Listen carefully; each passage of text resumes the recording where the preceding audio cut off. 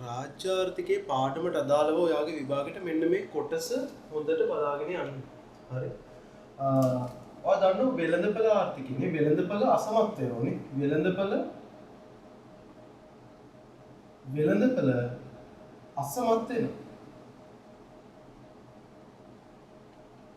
වෙළඳපළ අසමත් වීම සිද්ධ වුණාම මේ වෙළඳපළ අසමත් වීම ටික නිවැරදි කරන්න කවුද එන්නේ? රජය. වෙළඳපළ සම්පත් කාර්යක්ෂමව බෙදා හරින්න අසමත් වෙනකොට හරි රජයනෝ වෙළඳපළ අසමත්කම් නිවැරදි කරන්න. රජය ආවට පස්සේ රජයේම තියෙන මේ ආවේනික දුර්වලතා වගේ දේවල් නිසා රජය මොකද වෙන්නේ? අසමත් වෙනවා. හරි.